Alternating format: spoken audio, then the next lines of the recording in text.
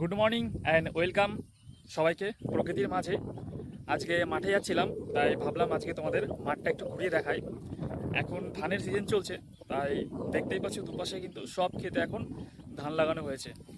তো আমাদের এই মাঠে কী কী আছে আজকে কিন্তু তোমাদের অনেক কিছুই দেখাবো আজকে আমাদের এই মাঠে। কদিন আগে কিন্তু ধান লাগানো হয়েছে, তো এখান থেকে সোজা যতদূর চোখ যায় শুধু ধান আর ধান। আর এইদিকে আছে কিছু পাটের জমি, এখানে কিন্তু পাট কাটা শুরু হয়ে গেছে।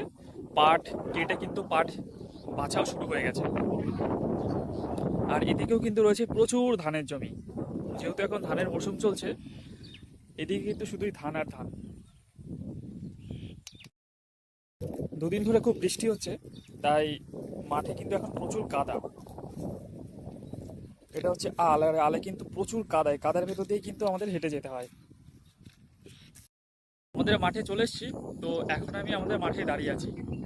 তো আজকে আমাদের মাঠটা তোমাদের পুরো ঘুরে আজকে দেখাবো। মাঠে কিন্তু একটা খুব সুন্দর জিনিস আছে, চলো আজকে ওটাই তোমাদের দেখাবো।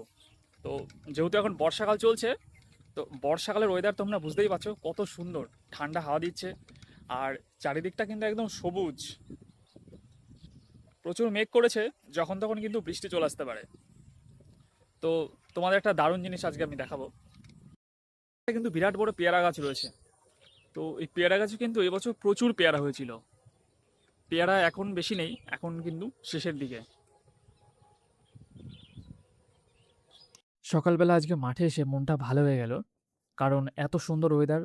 আর এখন যেহেতু বর্ষাকাল চলছে, চারিদিক একদম সবুজ, এত সবুজ অন্য কোনো সময় কিন্তু দেখা যায় না। আর কি বলবো, খুবই দারুণ লাগে আজকে ওয়েদারটা। আর দাঁড়িয়ে আছি, এত সুন্দর ঠান্ডা হাওয়া বইছে না, মনটা পুরো শান্ত হয়ে যাচ্ছে।